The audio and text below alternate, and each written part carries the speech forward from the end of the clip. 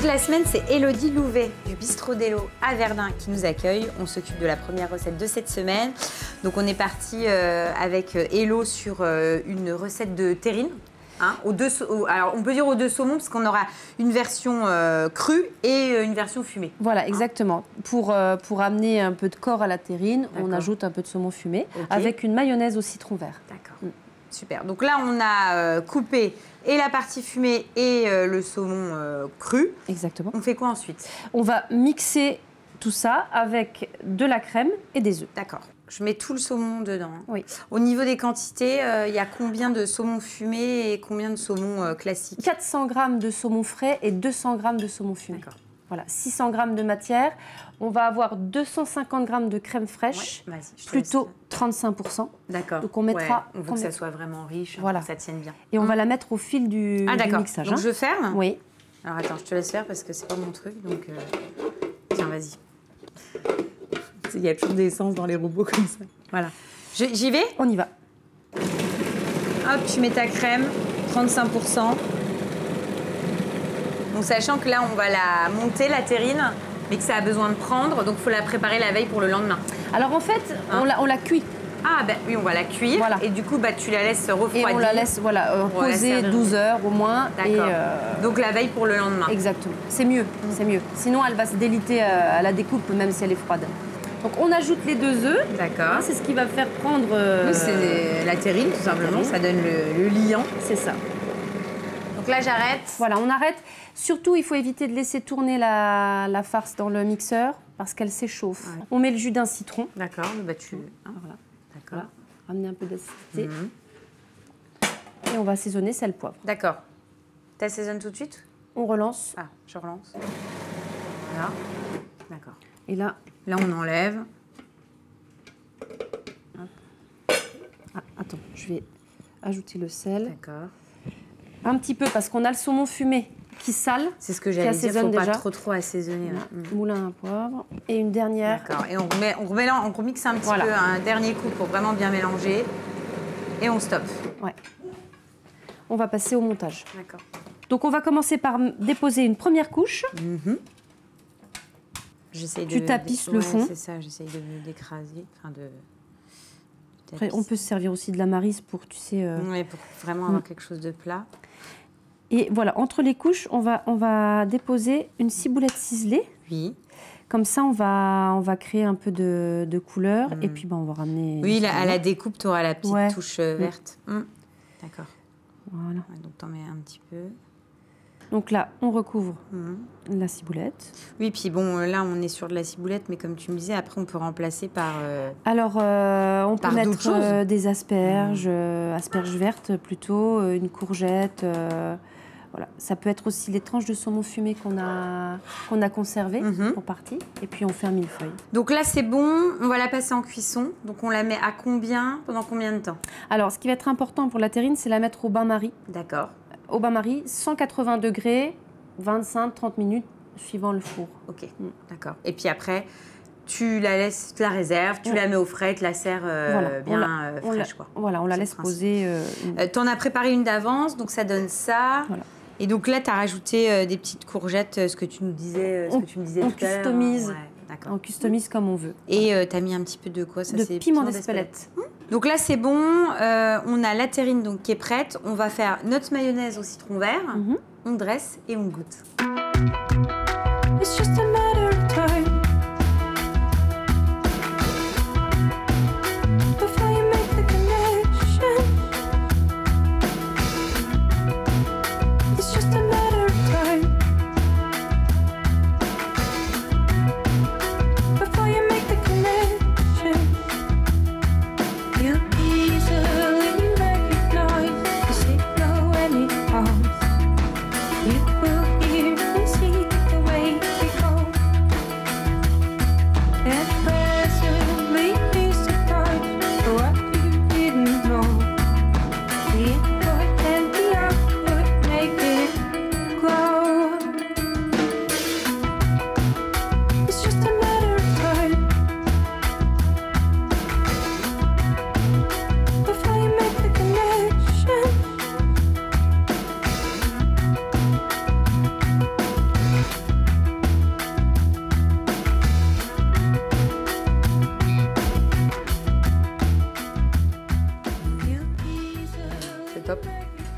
c'est top parce que tu sais, t'as pas que ce côté sec.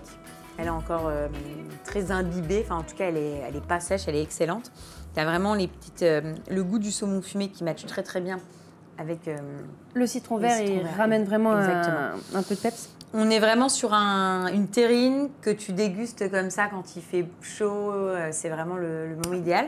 Sachant que là, tu le proposes en entrée, mais on peut très bien le faire à l'apéro. En fait, à l'apéro, en cube, avec des pics. Ouais, top. Ouais, c'est top. Franchement, c'est une belle recette. Puis ce qui est sympa, c'est que c'est facile et rapide. Donc à la maison, on l'a fait la veille, hop, on sort ça. Ça va vite. Ouais, c'est top. Prochaine recette, Hello, c'est quoi? Alors, le lieu jaune avec un risotto de brocoli. D'accord. Et une sauce vierge. On commence par quoi? Alors, on va mixer le brocoli pour qu'il ait la forme du riz au final. Tu as pris du brocoli qu'on va mettre donc dans le blender. Là, le beaucoup. Donc, on va le mixer par séquence. Parce qu'on ne veut pas une poudre par rapport à la cuisson. Oui, tu veux vraiment, en termes de taille, que ça ressemble à des grains de riz, au maximum. Donc, on va y aller tranquille. Hop, j'appuie. Tu me dis stop. Stop. Ah oui. Là, c'est pas mal, je pense. Ouais, c'est pas mal. On retirera les grosses pièces qui n'ont pas été mixées. D'accord. Voilà. Et donc là, tu débarrasses. Voilà, et on va le mettre en cuisson comme un risotto. Sachant qu'à l'inverse du riz, le brocoli, ça va aller beaucoup plus vite. Ah oui, carrément. C'est pour ça. Ça, c'est rapide, simple, diététique. Voilà. Là, on a tous les ingrédients. Et c'est bon. Voilà, je vais enlever, voilà, par exemple, ça, je l'enlève. Dès que tu as un gros morceau, hop, t'enlèves. Donc là, on mélange. Voilà, on fait suer. Alors, on dit qu'on fait nacrer le riz pour un risotto. Bah là, on va faire... en tout cas, le légume est en train de se gorger de cette matière grasse. Voilà. Par contre, l'idée, c'est surtout pas de le faire colorer. D'accord. Et on va pouvoir ajouter gentiment le bouillon de volaille ou de légumes, suivant voilà, ce qu'on aime. Oui, ce qu'on a à la maison. Ou le mode d'alimentation. Pour les végétariens, le bouillon de légumes, ça ira très bien. Et là, toi, t'es parti, donc, bouillon de volaille. Bouillon de volaille, parce que... Donc là, en fait, là, on peut le remettre à peu près à hauteur. À hauteur, oui. Et comme un risotto, voilà. L'idée, c'est de le surveiller régulièrement. Et en fonction de... dès qu'en fait, finalement, il n'y a plus de bouillon, on en rajoute. On en rajoute, voilà, exactement. Ce qu'on veut, c'est garder un croquant, malgré tout. Ouais, donc là, on est, à mon avis, la cuisson, c'est 5-6 minutes, quoi. Voilà, tout au plus. Très rapide. Ouais. Donc, on va réaliser la sauce vierge pendant que le risotto de brocoli est en train de cuire. Donc, tu veux que je m'occupe du basilic, je le coupe? On va ciseler le basilic, hacher les olives et découper les tomates. Eh ben, ça marche. Après, alors moi, ce que j'aime dans la sauce vierge, c'est conserver un maximum de mâche. Donc, tu vois, on va tailler vraiment grossièrement. On veut sentir la feuille de basilic. Tu veux pas que je taille trop craquer sous la dent, voilà. Et alors, la vraie sauce vierge, c'est normalement citron, huile d'olive, capre. Ah oui, non, dans la vraie, il y a des capres. Capre, persil frais. Oui. C'est une base d'huile avec des ingrédients et du citron frais. Et du citron, c'est l'élément capital. Et donc là, tu vas l'accompagner après avec du lieu jaune. Lieu jaune, c'est un poisson blanc avec la chair assez ferme, tout en finesse. Tu vas le cuire comment, ton poisson? On cuit le poisson vapeur ou poché, dans l'idéal, pour que ça reste, voilà, ça garde un côté diététique. Après, on pourrait tout à fait le poêler au beurre. Après, je trouve que le fait de le passer comme ça en cuisson neutre, enfin voilà, vapeur, on va vraiment garder le goût du poisson. Vraiment neutre, et c'est la sauce vierge qui va vraiment l'assaisonner super bien. Alors que si tu le cuis déjà à l'huile d'olive, il aura déjà un peu de voilà, gras. t'as tout compris. On fait l'ensemble, on mélange? On mélange tout ça. Tiens. On récupère tout. Mais c'est vrai que la sauce vierge avec le poisson, c'est juste... Et là, c'est de saison, quoi. Le basilic. Voilà. On le sent déjà là. Tu ajoutes donc ton huile d'olive. Alors, par contre, sur une sauce vierge, on essaie de prendre une huile d'olive de bonne facture. Ça, c'est sûr. Parce que... c'est l'élément principal de la sauce vierge. Donc, si tu as une huile d'olive qui n'est pas parfumée, qui n'a pas... Alors, nous, ici, sur Verdun, on a une épicerie fine italienne. D'accord. Qui s'appelle la Dolce Vita et qui propose des huiles, des huiles italiennes, des huiles grecques. Et je vais me fournir chez Cathy parce que vraiment, elle a un choix terrible. On assaisonne. Moulin à poivre. Donc du sel et un coup de moulin à poivre. Mais c'est vrai que c'est bien, je trouve, d'avoir des morceaux plus gros. Tu vois, moi d'habitude, je coupais trop fin. Oui, mais et je pense que ça va être génial, ça apporte de la mâche de fou. C'est ça. La mâche et le goût. Ouais, ça va être super. Et puis, tu sais, des fois, ta vierge, elle part en javel quand tu fais de la brunoise. Si les tomates sont bien mûres, c'est vrai. T'as plus qu'une... Ah ouais, après, ça fait une espèce de compoté, alors que là, on retrouve vraiment l'intégralité de tous les produits. Ouais, c'est vraiment bien. Cette technique-là, je vais la garder, tu vois. Donc là, tu verses un jus de citron. Voilà, bien frais. Et là, c'est bon, donc la sauce vierge est terminée. On est bien. Top. Donc, ce qu'on fait, c'est qu'on va cuire notre poisson vapeur. Hein. On termine notre risotto. La sauce vierge est prête. On dresse et on goûte.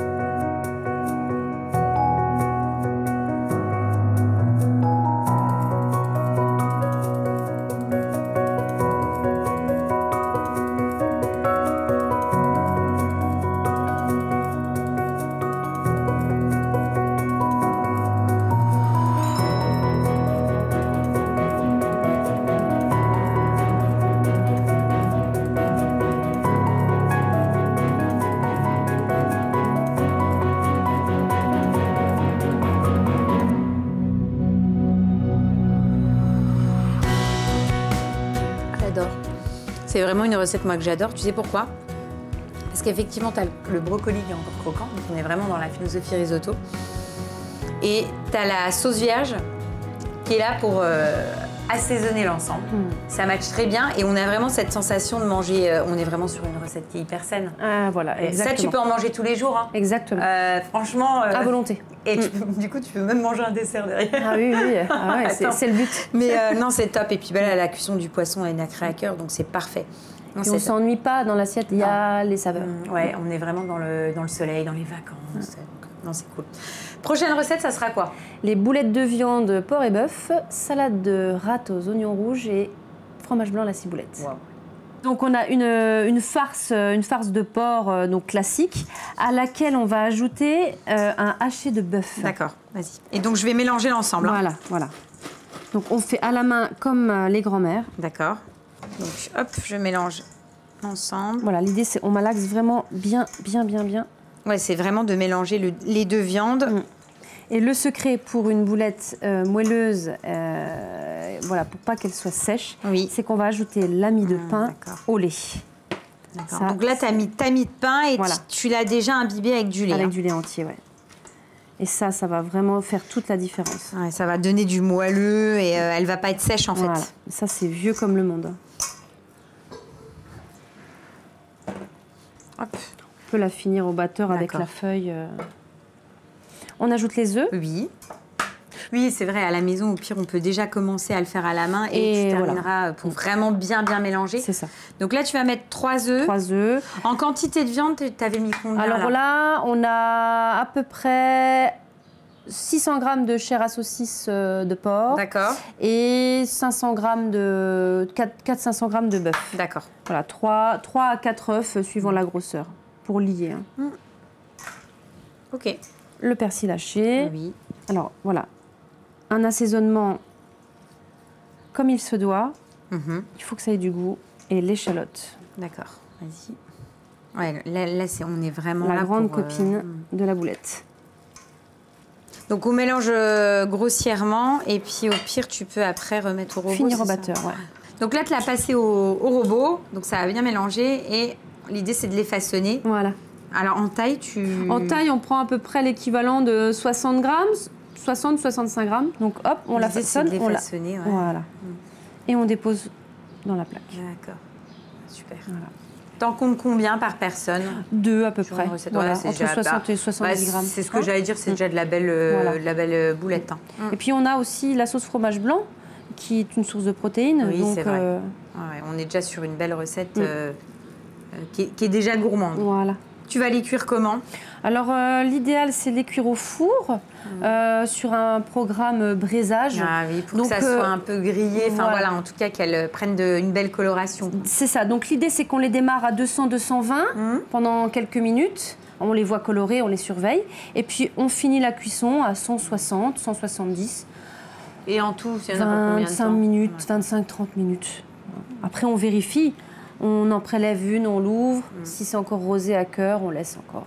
Enfin, franchement, c'est simple. Donc là, c'est bon. On va les passer en cuisson, 20-25 minutes. Pendant ce temps, on va s'occuper de notre petite sauce fromage blanc. Voilà. La salade de pommes de terre, on en a déjà fait. Donc, on n'aura plus qu'à dresser et on goûte.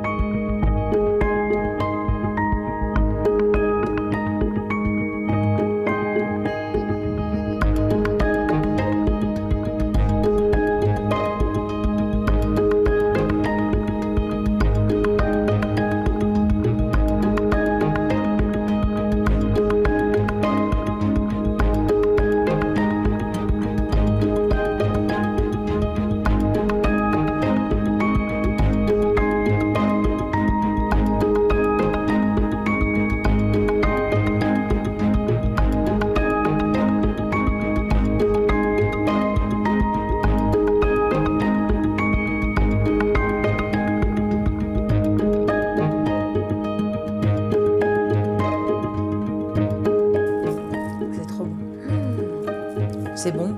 Bah déjà, le fromage blanc avec la petite boulette, un chaud-froid, la petite salade de pommes de terre. On est vraiment, tu sais, dans une recette réconfort, quoi. Ouais, absolument. C'est vraiment trop bon. Tout fonctionne bien. C'est vrai que ce qui est bien, c'est que c'est simple, rapide et les boulettes, elles ont un goût, c'est exquis. Elles sont pas sèches. Non, surtout ça. C'est trop bon. C'est trop bon, Hello, franchement. Prochaine recette, on fait quoi? Alors, on va préparer une panna cotta aux pralines pâtissières de la maison Braquier à Verdun. D'accord, donc produit du coin. Voilà. Donc c'est quoi? C'est une base, c'est quoi? Une amande? Une base d'amande avec du sucre. D'accord. Mais il y a cette particularité de couleur rose qui fait que du coup ça embellit aussi le dessert. Donc là, bon, on va enlever celle-là. On les avait gardées juste voilà, pour montrer quoi ça ressemble. Et puis on va utiliser, donc là tu l'as tout simplement mixé en voilà, fait. On a éclaté la praline. Mis dans le blender. On a fait en sorte de garder. De toute façon, le sucre qui est autour de l'amande va fondre. Oui, mais tu voulais quand même garder des petits morceaux d'amande. Voilà, parce qu'en fait, eux vont plonger dans le fond de la coupe. Et c'est là. Ça va donner du croquant et de la mâche. Voilà, parce que quand tu creuses un peu, tu te rends compte qu'il y a de l'amande au fond. C'est la petite surprise au fond. Donc on y va, on va cuire la panna cotta. Donc là, tu as pris crème et lait. Voilà. On ajoute du lait à la crème pour rendre la panna cotta un peu plus légère. Bon, c'est du lait entier. 750 g de crème, 250 g de lait entier. D'accord. On passe sur le chaud? Voilà, et 5 feuilles de gélatine dans la panna cotta. Donc là, tu as pris une casserole, tu l'as laissé chauffer et on verse notre mélange pour réaliser notre panna cotta. Hop, voilà. Et donc là, on va laisser chauffer. Voilà. Tu peux plonger la praline tout de suite. Je mets tout dedans. Voilà. Et là, on va laisser... Ça va fondre instantanément. Ouais, puis ça va prendre une jolie couleur. Et donc là, tu vas attendre quoi? Il faut une ébullition ou pas? Un frémissement. D'accord. Hein, comme ça, on l'enlève du feu, on ajoute la gélatine et on peut... Donc là, on attend un premier frémissement. Donc là, c'est bon. On est à frémissement. On remet dans le verre mesureur. D'accord. Donc tu reverses tout. Ça a déjà pris une belle couleur. Hop. Et donc après... Surtout pas oublier... La gélatine. La gélatine. Donc là, on l'avait fait tremper dans l'eau. Elle va fondre gentiment. Ouais, l'idée, c'est de la mélanger. Oui, normalement, on met feuille à feuille. Hein. On les tire de l'eau et... Tu peux donner un coup de fouet. Oui, et voilà. Tiens, regarde. Tiens, je te laisse côté. Hop, et comme ça, tu la mélanges bien. Donc, le panna cotta, ça va reposer. Donc pareil, on la prépare quelques heures avant. Alors là, c'est la veille. Oui, là, pour que la prise soit optimale, on fait la veille pour le lendemain. On fait la veille pour le lendemain. Donc là, tu vas les mettre donc, dans ton contenant. Tu es parti sur un verre. Bon, après, une coupe, un verre. Après, et donc, ouais, je vois, on a les petits bouts d'amandes là. Ah, super. Donc ça, on réserve. Ouais. Hein, on va les laisser au frais. de côté, au frais, et il faudra attendre. T'en as préparé d'avance pour qu'on puisse goûter, et donc ça donne ça après une nuit. Donc en Italie, on te dit qu'il faut que la panna cotta, elle soit... Elle tremblote. Voilà. Donc elle est tremblotante. Tu vas rajouter, voilà, alors, pour le dressage. Voilà, on reste sur le produit, l'indication produit, et puis surtout le petit croquant. Ah, top. Et nous, ce qu'on aime bien faire ici, c'est mettre un coulis de fruits rouges maison, parce que ça ramène une acidité et un peu de fraîcheur. Bon, eh ben, on n'a plus qu'à goûter. Ouais. On plonge. Ouais. Ah oui, l'idée, c'est vraiment d'aller chercher au fond. C'est top. Le sucre, il est super bien dosé. Tu sais, j'avais peur que ça soit trop sucré. Parce que c'est souvent très sucré, ces petites confiseries-là. Et vraiment, c'est très, très bon. Non, et puis c'est facile, c'est rapide. Et le fait de retrouver des petits morceaux de croquants, je trouve que ça apporte autre chose. Moi, je ne suis pas une grande fan de panna cotta, mais là, je préfère avec le petit côté gourmand. On s'ennuie moins. Ouais, et puis, il y a l'amande. L'amande, c'est top. On va faire un deuxième dessert. C'est quoi? Un pain perdu aux abricots rôtis et sorbet verveine. Donc, on commence par notre appareil pour le pain perdu. Donc hop, tu vas... à base d'œufs. D'accord. Donc, tu casses 2 œufs. Alors, on va mettre le sucre avant, on va blanchir. Ouais, et ben vas-y, mets le sucre et puis je blanchis. 3 cuillères de sucre roux, c'est mieux. Donc, pour 2 œufs, 3 cuillères. Je vais blanchir ça. On va râper une fève tonka. Ah, super. Un mi-chemin entre la vanille et l'amande. Ça va parfumer. Ouais, tu veux vraiment qu'on sente bien la fève tonka. Et ensuite... Donc là, alors là, c'est vraiment très très simple. Le pain perdu, il n'y a pas plus simple. Oui, c'est vrai. Et on ne jette pas le pain. Exactement, on est dans le recyclage en plus. Donc là, tu es parti sur quoi? Un pain de campagne? Pain de campagne, farine complète. Alors il faut... Un bon pain perdu, il faut qu'il soit rassis. Sinon, il va se décomposer. Pareil, ouais. Donc je mets l'appareil dessus. Hein. Ouais. Alors là, il faut que ça repose aussi. D'accord. Ah, je mets tout. Hein. Oui. Il faut que le pain s'imbibe un maximum de l'appareil. Donc là, moi, je préconise une petite heure quand même. Ah oui, on va le laisser vraiment absorber pendant une petite heure et seulement après, on passe en cuisson. Voilà. Quand on prépare un repas, qu'on reçoit la famille, on commence par ça. On fait autre chose. Et après, il sera bien imbibé. Voilà. T'en as préparé un d'avance? Oui. Hein? Donc celui-là, on le laisse de côté et on récupère l'autre et puis on le passe en cuisson? C'est ça. Donc là, hop, tu mets ta petite noisette de beurre. Le but, c'est que justement, la noisette soit noisette. D'accord. Ah, tu veux vraiment le beurre noisette? Un peu coloré, ça va faire blondir le pain. Donc la particularité de la recette ici, c'est qu'on va mettre les abricots avec. On va tout faire rôtir en même temps. On va cuire tout en même temps. Comme ça, il y a une osmose qui va se créer. Ça va se parfumer. Le jus de l'abricot va aller dans le pain. Donc juste avant de le poêler, on va mettre une couche de sucre roux. Qui puisse avoir une belle coloration. C'est pour ça qu'à la base, dans l'appareil, on ne met pas beaucoup de sucre. D'accord, parce que tu resucres derrière. Et ensuite, donc on se rapproche de la poêle. Voilà, tu vois le beurre. Le beurre a pris une belle coloration. Et tu vas mettre tout de suite ton pain perdu dessus. Comme ça, je vais pouvoir sucrer la deuxième face. D'accord. Ouais, tu le mets de l'autre côté et tu rajoutes donc ton sucre sur la deuxième face. Et hop, on ajoute donc les abricots.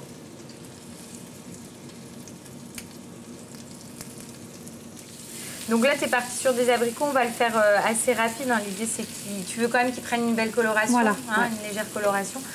En saison, on peut partir sur de la pêche. Voilà, alors on a tendance à dire que c'est un dessert d'hiver, mais l'été, on peut tout à fait l'accommoder avec des fruits un peu plus acidulés pour contrebalancer le côté riche. Sucré, et riche. Oui, puis surtout que là, avec ta glace verveine, c'est pareil, ça va apporter de la fraîcheur. Fraîcheur. Toujours. Oui, donc le fait de l'associer et à des fruits qui ont une forte acidité et à la glace verveine où il y a de la fraîcheur, ouais, c'est bien. En hiver, on va le proposer avec une glace au chocolat grand cru. Bon, en hiver... Oui, tu recherches quelque chose d'un peu plus... Mais c'est vrai que tu as raison, ça reste un dessert où comme ça, ben, on se dit oui, c'est costaud quand même en plein été quand il fait chaud, si tu commences à t'attaquer à un pain perdu... Bon, tu me diras si tu as mangé le petit risotto que tu nous as fait avec du brocoli, exactement. Donc là, c'est bon, on va dresser. Non, attends. Ah, on voit, ils sont bien imbibés. Ah, super. Donc ça a pris une belle coloration. Il y a le côté caramélisé. Et donc les petits abricots. Voilà, ils ont fait une compote. Ouais. Un peu compoté, ah, super.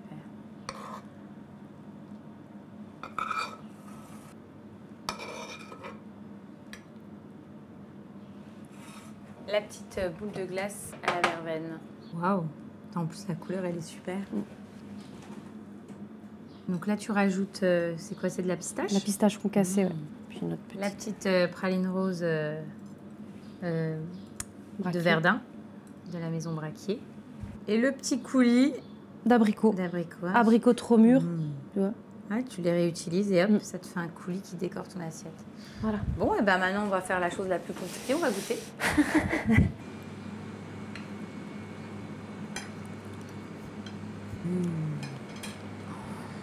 Ça a tombé par terre. Voilà, verveine. Verveine abricot, ça marche super bien. Oui. Tu as les petits croquants de pistache qui sont là, tu as le moelleux. Et alors, c'est vrai que le fait de l'associer comme ça, et avec du fruit, et avec de la verveine, dans ma tête, je me doutais que ça allait fonctionner, que ça allait être léger. Mais là, c'est... Voilà. T'as l'impression de manger un nuage. C'est vrai. Non, mais c'est très léger, c'est top. Franchement, c'est vraiment très, très bon. Merci beaucoup, Hello. On a passé un bon moment. J'adore venir chez toi. Vraiment. Parce que, on se régale. 2, on rigole beaucoup. Donc, on reviendra l'année prochaine. On vous adore aussi, ouais. Revenez quand vous voulez.